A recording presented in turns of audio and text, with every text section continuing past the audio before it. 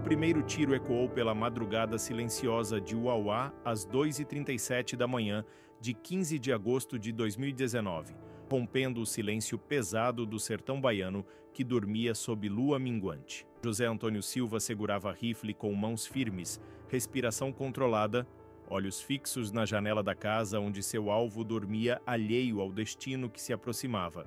Ao lado dele, Roberto Carlos Ferreira verificava pela última vez o revólver calibre 38, 5 balas no tambor, dedos trêmulos não de medo, mas de adrenalina misturada com ódio acumulado durante meses de espera. Eles haviam planejado aquela noite com precisão cirúrgica, estudado rotinas, memorizado cada casa, cada rua, cada possível testemunha. Não eram criminosos profissionais. Eram homens comuns transformados em executores por dor insuportável e justiça que nunca chegava. Nas próximas 4 horas, 11 pessoas morreriam nas ruas daquela cidade de 25 mil habitantes que já havia sido palco de outro massacre 123 anos antes, quando os jagunços de Antônio Conselheiro enfrentaram o exército brasileiro em batalha sangrenta que marcou o início da Guerra de Canudos. Uauá parecia condenada a ter nome escrito em sangue na história brasileira, primeiro em 1896, depois em 2019, 2 tragédias separadas por mais de um século, mas conectadas pela mesma violência brutal que o sertão produz quando justiça falha e homens decidem fazer justiça com próprias mãos. Esta é a história completa de ambos massacres, do primeiro que iniciou guerra que mataria 25 mil pessoas e do segundo que chocou o Brasil moderno ao provar que sertão de Euclides da Cunha ainda existe, onde vingança é lei e sangue paga sangue. Uauá, Bahia, novembro de 1896. A cidade era pouco mais que povoado espremido entre serras secas do sertão baiano, lugar onde água era mais valiosa que ouro e vida humana valia menos que ambos. Tinha talvez 3 mil habitantes, casas de taipa e algumas poucas construções de alvenaria ao redor da igreja matriz, ruas de terra que viravam lama nos raros dias de chuva e poeira, nos 300 dias de sol, inclemente por ano. Era parada estratégica para tropeiros que atravessavam o sertão, levando gado e mercadorias entre litoral e interior. Ponto de encontro onde notícias demoravam semanas para chegar, mas quando chegavam traziam tempestades. E em novembro de 1896, tempestade que se aproximava tinha nome: Antônio Conselheiro. O beato havia estabelecido comunidade em Canudos, 180 quilômetros ao sul de Uauá, reunindo milhares de sertanejos pobres que abandonavam fazendas e vilas para viver sob liderança do profeta que prometia salvação e terra própria. Para fazendeiros que perdiam mão de obra, para políticos que viam poder esvaindo, para a Igreja Católica que via fiéis sendo seduzidos por herege, Canudos era a ameaça intolerável que precisava ser eliminada. A primeira expedição militar havia partido de Salvador em outubro, 100 soldados mal treinados e pior equipados, comandados por Tenente Pires Ferreira, que subestimou completamente o que enfrentaria. Foram massacrados em Uauá quando tentaram passar pela cidade rumo a Canudos. A chegada das tropas de Conselheiro a Uauá, em 21 de novembro, foi precedida por terror que se espalhava mais rápido que os próprios jagunços. Mensageiros chegavam ofegantes, cavalos espumando de exaustão, gritando que milhares de fanáticos armados vinham destruindo tudo pelo caminho. Os números eram exagerados, claro, produto do medo e da tendência humana de amplificar ameaças. Mas algo estava vindo. Isso era inegável. Tenente Pires Ferreira, acampado nos arredores de Uauá com seus 100 homens, recebeu notícias com mistura de descrença e preocupação crescente. Seus soldados eram recrutas verdes, muitos nunca haviam disparado tiro em combate, equipados com rifles velhos e munição limitada. Mas eram exército brasileiro, representantes do governo republicano recém-estabelecido, modernos e civilizados, enfrentando horda de fanáticos religiosos atrasados. Deveria ser fácil, pensava Pires Ferreira. Estava terrivelmente enganado. Os jagunços que atacaram Uauá naquela madrugada não eram fanáticos desorganizados. Eram sertanejos que conheciam cada pedra daquele terreno, que haviam caçado desde criança e sabiam atirar com precisão letal, que lutavam não por soldo, mas por fé absoluta em líder que prometera terra prometida. Eram aproximadamente 1.300 homens, segundo estimativas de Euclides da Cunha, número que alguns historiadores contestam como exagerado, mas que reflete terror que causavam. Vieram silenciosamente pela escuridão, cercando posições do exército antes que soldados sequer percebessem a ameaça. O ataque começou às 4 da manhã com tiros vindos de todas as direções simultaneamente. Soldados acordaram em pânico absoluto, pegando armas desesperadamente, atirando para sombras que se moviam entre casas e árvores. O tiroteio foi caótico e brutal, balas assobiando no escuro, gritos de feridos misturando-se com ordens contraditórias de oficiais tentando organizar defesa impossível. Iris Ferreira percebeu rapidamente que estava cercado, superado numericamente, enfrentando inimigo que conhecia terreno e não tinha medo de morrer. Tentou organizar retirada ordenada, mas virou debandada. Soldados corriam abandonando armas e munição, alguns sendo abatidos pelas costas enquanto fugiam, outros se rendendo apenas para serem executados no local. A superioridade de armamento do exército, rifles Comblain mais modernos que espingardas e bacamartes dos jagunços, não compensava a superioridade numérica e conhecimento tático dos conselheiristas. Quando o sol nasceu sobre Uauá, revelou carnificina. 10 soldados mortos, 16 feridos, dezenas desertados.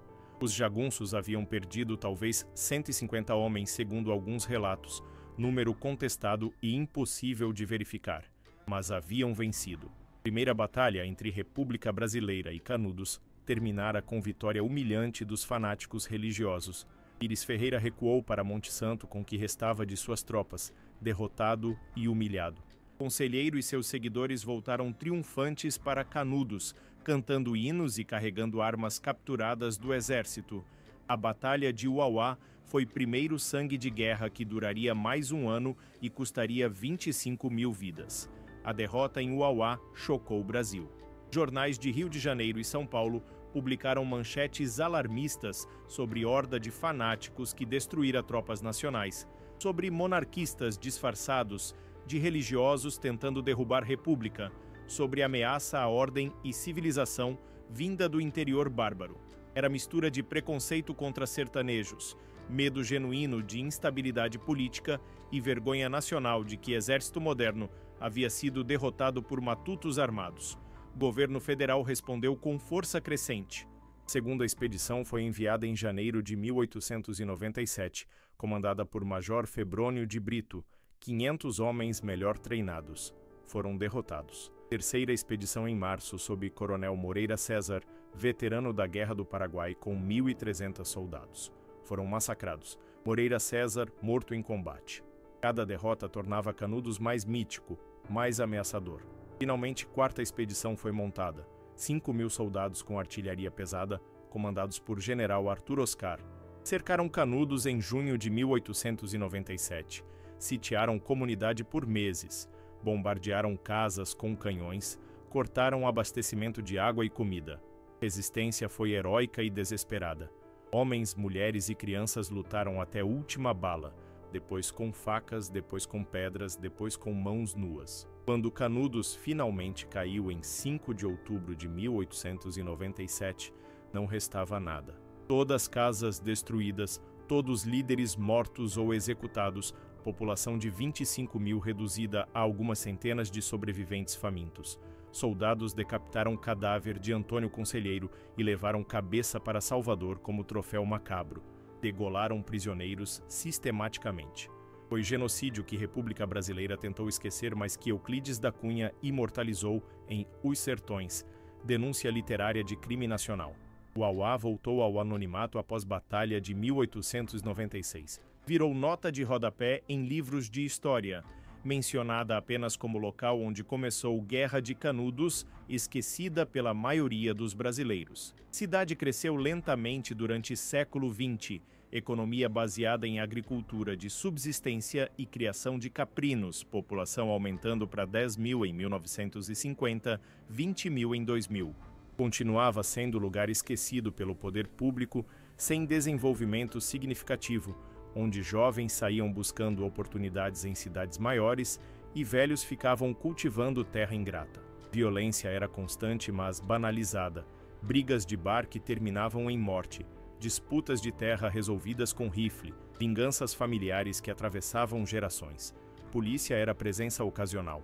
Justiça era conceito abstrato que raramente funcionava. No sertão profundo da Bahia, no início do século XXI, lei do Estado brasileiro ainda competia com lei mais antiga, lei que Canudos havia representado: justiça pelas próprias mãos, sangue pagando sangue, honra defendida com bala. Era nesse contexto que Tragédia de 2019 foi gestada, não em único momento, mas em anos de injustiça acumulada, dor não resolvida e certeza crescente de que único caminho para a justiça era a violência. A história que levaria ao massacre de 2019 começou anos antes, em 2016, com um crime que oficialmente nunca foi completamente esclarecido. Membro da família de José Antônio Silva foi assassinado em circunstâncias violentas. Os detalhes variam dependendo da fonte. Alguns falam em execução relacionada à dívida de drogas, outros em disputa de terras, outros ainda em vingança por desrespeito antigo. O que não varia é que a família de José Antônio sabia, ou achava que sabia, quem eram responsáveis. Procuraram polícia, fizeram denúncia formal, exigiram investigação e justiça. Mas a investigação foi preguiçosa, incompetente ou deliberadamente sabotada, dependendo de quem conta a história. Testemunhas tinham medo de falar, evidências desapareciam, suspeitos não eram interrogados adequadamente. Meses viraram anos, e caso esfriou como tantos outros casos no interior brasileiro, onde taxa de resolução de homicídios está abaixo de 10%. Para José Antônio e Roberto Carlos Ferreira, que era primo ou cunhado da vítima, dependendo da versão, a conclusão foi devastadora. Justiça não viria através de canais legais. O Estado brasileiro havia falhado com eles, como falhava com milhões de brasileiros pobres do interior que não tinham recursos para pressionar autoridades ou contratar advogados particulares. Restava apenas justiça privada, código antigo do sertão que Canudos havia defendido e que nunca realmente morreu. Durante meses, José Antônio e Roberto Carlos planejaram vingança. Não foram impulsivos, não agiram no calor do momento. Foram metódicos, quase profissionais. Identificaram todos os envolvidos no assassinato de 2016, direta ou indiretamente. Segundo relatos, montaram lista com 11 nomes, 11 pessoas que precisariam morrer para que honra familiar fosse restaurada e vítima original fosse vingada. Estudaram rotinas de cada alvo, onde moravam, quando saíam, quem vivia com eles. Conseguiram armas, rifle e revólver, munição suficiente. Escolheram data 15 de agosto, madrugada de quinta para sexta, quando ruas estariam desertas e intervenção policial demoraria, e esperaram, contendo fúria que crescia a cada dia que passava sem justiça oficial. Alguns vizinhos e familiares notaram mudança em José Antônio durante aqueles meses. Tornou-se mais calado, mais sombrio. Passava horas olhando para nada com expressão que assustava quem conhecia. Roberto Carlos, naturalmente mais explosivo, teve que ser contido algumas vezes quando queria agir prematuramente. Mas ambos mantiveram segredo absoluto sobre plano. Não confiaram em ninguém, não pediram ajuda, não deram pistas. Sabiam que qualquer vazamento alertaria alvos ou polícia. Precisavam de surpresa total, execução perfeita, e foi exatamente o que conseguiram naquela madrugada de agosto. O massacre começou às 2h37 na rua São José, pequena via de terra na periferia de Uauá. Primeira vítima foi homem de 34 anos, que dormia em casa de alvenaria simples com esposa e 2 filhos. José Antônio e Roberto Carlos arrombaram porta dos fundos silenciosamente. Entraram no quarto onde o homem dormia profundamente. José Antônio atirou 3 vezes com rifle, acertando peito e cabeça. Morte instantânea. Esposa acordou gritando, mas homens já estavam saindo. Não atiraram nela nem nas crianças que choravam apavoradas. Não eram alvos, não precisavam morrer. Apenas o homem, cujo nome constava na lista, cuja participação no crime de 2016 José Antônio considerava aprovada. Segunda vítima morava 2 ruas adiante. Homem de 28 anos que trabalhava como mecânico, vivia sozinho em barraco de madeira. Os executores bateram na porta e, quando o homem abriu sonolento e confuso, Roberto Carlos disparou 5 vezes a queima-roupa com revólver. O corpo caiu na soleira, sangue escorrendo para a rua. Vizinhos começaram a acordar com o barulho dos tiros, mas ninguém ousou sair para ver o que acontecia. No sertão, ouvir tiros de madrugada significa problema que é melhor evitar, não investigar. Terceira e quarta vítimas estavam juntas, irmãos que dividiam casa na Rua da Matriz. José Antônio invadiu pela janela enquanto Roberto Carlos entrava pela porta. Movimento coordenado. Atiraram simultaneamente, matando ambos enquanto ainda estavam deitados. As execuções continuaram pela madrugada com eficiência aterradora. Quinta vítima estava voltando de bar, caminhando bêbado pela rua quando encontrou os 2 homens armados. Tentou correr, levou tiro nas costas, caiu, levou mais 3 tiros para garantir.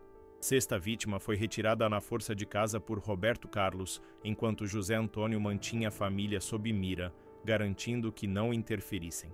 Homem foi arrastado para a rua e executado na frente da própria casa, esposa e filhos assistindo horrorizados pela janela. Sétima vítima reagiu. Tinha espingarda em casa e tentou atirar quando José Antônio invadiu, mas estava mal posicionado. Tiro errou, e rifle de José Antônio não errava. 4 disparos, todos letais. Oitava e nona vítimas estavam em casa juntas, pai e filho. Ambos morreram em questão de segundos, assassinados metodicamente. 10ª vítima era mais jovem, tinha apenas 19 anos. José Antônio hesitou por momento, considerando se garoto realmente merecia morrer. Mas nome estava na lista. Participação no crime de 2016 estava documentada no caderno que carregava. Atirou. 11ª e última vítima foi encontrada tentando fugir pela mata atrás de sua casa. Roberto Carlos o perseguiu, alcançou, executou com o último tiro que tinha no revólver. Às 6h20 da manhã, quando o sol começava a clarear céu do sertão, 11 corpos jaziam espalhados por Uauá. 11 homens mortos em menos de 4 horas de caçada humana meticulosa. José Antônio Silva e Roberto Carlos Ferreira não tentaram fugir. Caminharam calmamente até a delegacia de polícia de Uauá, que estava fechada naquela hora, e sentaram-se nos degraus da entrada. Quando o delegado chegou às 7h30, encontrou os 2 esperando, armas no chão ao lado deles, mãos levantadas. "Viemos nos entregar", disse José Antônio calmamente. "Matamos 11 homens esta noite, todos que participaram do assassinato do nosso parente em 2016. A justiça não fez nada, então fizemos nós mesmos. Agora podem nos prender." O delegado, chocado, os algemou enquanto chamava reforços. Nas horas seguintes, à medida que corpos eram descobertos e famílias começavam a chorar seus mortos, cidade de Uauá entrou em estado de choque coletivo. Polícia militar foi mobilizada, perícia criminal veio de Juazeiro, imprensa nacional começou a chegar. Massacre de Uauá virou manchete nacional. Repórteres de TV Globo, SBT, Record transmitindo ao vivo de cidade que maioria dos brasileiros nem sabia que existia. Políticos deram declarações pomposas sobre falência da segurança pública, sobre necessidade de mais policiamento no interior. Mas nada mudou fundamentalmente. Como Canudos 123 anos antes, massacre seria esquecido em semanas, Uauá voltaria ao anonimato e ciclo de violência continuaria. O julgamento de José Antônio Silva e Roberto Carlos Ferreira começou em 2021, 2 anos após massacre. Promotoria pediu penas máximas, argumentando premeditação óbvia e crueldade nas execuções. Defesa tentou argumentar legítima defesa da honra, código antigo que tribunal de júri no Brasil ocasionalmente aceita em casos de vingança familiar. Mas era difícil defender 11 assassinatos premeditados como legítima defesa. Testemunhas de acusação descreveram o horror daquela noite. Viúvas chorando ao relatar como maridos foram arrancados de camas e executados. Testemunhas de defesa tentaram contextualizar, explicar crime de 2016 que havia iniciado tudo, argumentar que José Antônio e Roberto Carlos eram homens bons, empurrados ao desespero por falência da justiça. Júri popular, composto por 7 pessoas de Uauá e cidades vizinhas, deliberou por 3 dias. O veredicto foi complexo. Reconheceram premeditação, reconheceram crueldade, mas também reconheceram falência do Estado, contexto de injustiça que motivou crimes. José Antônio Silva foi condenado a 387 anos de prisão, 11 vezes 35 anos mais agravantes. Roberto Carlos Ferreira recebeu 352 anos. Eram sentenças simbólicas. Ninguém cumpre mais de 40 anos no Brasil, mas mandavam mensagem. Os dois atualmente cumprem pena em presídios diferentes na Bahia, separados para evitar que planejem algo juntos. Elegíveis para a progressão de regime em 2035, quando terão cumprido o mínimo exigido. As famílias das 11 vítimas receberam indenizações irrisórias do estado da Bahia, R$50 mil por morte, valor que insulta mais que consola. Muitas viúvas tiveram que deixar o Uauá, mudando para cidades maiores onde pudessem recomeçar longe de memórias daquela noite. Crianças órfãs crescem carregando trauma que provavelmente passarão para a próxima geração. Alguns familiares juraram vingança contra José Antônio e Roberto Carlos, prometendo que, quando forem libertados, ou mesmo antes, se conseguirem acesso dentro da prisão, pagarão com sangue. Ciclo continua, como sempre continuou no sertão. A família de José Antônio defende suas ações até hoje. Mãe dele, entrevistada em 2022, disse chorando: "Meu filho não é monstro. Ele é vítima de um país que abandona pobres. Mataram nosso menino em 2016. Ninguém fez nada. José só quis justiça. Justiça que Estado devia ter dado, mas não deu. É narrativa que ressoa no sertão, onde desconfiança em instituições é tão profunda que vingança privada é vista não apenas como aceitável, mas como necessária." Pesquisa de 2020 feita pela Universidade Federal da Bahia mostrou que 43% dos moradores do interior baiano acreditam que, às vezes, é necessário fazer justiça com próprias mãos quando polícia não resolve capo. É número assustador que explica por que massacres como o de Uauá acontecem. Comparar massacre de 2019 com batalha de 1896 pode parecer forçado, eventos separados por 123 anos em contextos completamente diferentes. Mas ambos revelam continuidades perturbadoras. Canudos existiu porque sertanejos pobres não tinham terra, não tinham justiça, não tinham voz dentro de república que os marginalizava. Responderam criando comunidade própria com um código próprio, rejeitando a autoridade de Estado que nunca havia feito nada por eles. República respondeu com um genocídio, massacre de 25 mil pessoas, destruição completa de alternativa que sertanejos haviam construído. Massacre de 2019 aconteceu porque Estado brasileiro continua falhando com sertanejos pobres, continua não oferecendo justiça funcional, continua abandonando o interior aos próprios mecanismos de sobrevivência. José Antônio e Roberto Carlos não criaram comunidade alternativa, criaram um tribunal particular de 2 pessoas. Mas motivação era essencialmente mesma: desespero diante de injustiça sistêmica e convicção de que únicos que podiam fazer algo eram eles mesmos. O Estado brasileiro respondeu prendendo os dois, condenando-os a séculos de prisão, mas não respondeu às perguntas fundamentais. Por que crime de 2016 não foi resolvido? Por que família teve que esperar anos sem resposta? Por que interior do Brasil continua sendo território onde lei mal chega e justiça é piada cruel? Até que essas perguntas sejam respondidas com ações reais, não apenas declarações, haverá mais uauás, mais massacres, mais sangue derramado em nome de código antigo que nunca morreu porque código novo nunca funcionou adequadamente. O Uauá hoje tem 26 mil habitantes, pequeno aumento em relação a 2019. Cidade continua pobre, dependente de agricultura familiar e transferências governamentais. Turismo inexistente, indústria inexistente, perspectivas de desenvolvimento inexistentes.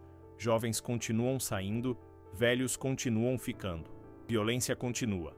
Taxa de homicídios por 100 mil habitantes em Uauá é 3 vezes a média nacional. Polícia continua ausente ou ineficaz. Apenas 2 policiais militares para cobrir cidade inteira. Delegacia tem um delegado que acumula mais 3 cidades, visitando Uauá 2 vezes por semana. Justiça é ainda mais distante. Fórum mais próximo está em Juazeiro, a 200 quilômetros.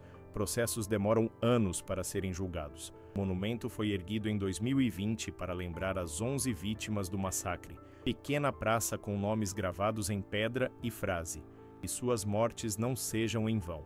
mas são em vão, porque nada mudou. Sistema que permitiu o massacre continua intacto. Monumento para vítimas da Batalha de 1896 também existe placa enferrujada em Praça Central que poucos leem, mencionando que ali valentes sertanejos defenderam terra contra forças federais. Narrativa romantizada que omite brutalidade de ambos lados, que transforma a tragédia em heroísmo. Ambos monumentos servem mais para fazer vivos se sentirem melhor que para honrar verdadeiramente os mortos. A história de Uauá é microcosmo da história do Brasil, país que nunca resolveu contradições fundamentais entre promessas constitucionais de justiça igual e realidade de abandono sistemático de pobres e marginalizados. País que responde a crises com violência sempre crescente, militarizando polícias, construindo mais presídios, aumentando sentenças, mas nunca atacando raízes de violência. Desigualdade obscena, pobreza geracional, ausência de Estado funcional em vastas regiões. Canudos foi aniquilado com canhões e fuzis, mas espírito de Canudos recusa em aceitar autoridade de Estado que não serve população, continua vivo.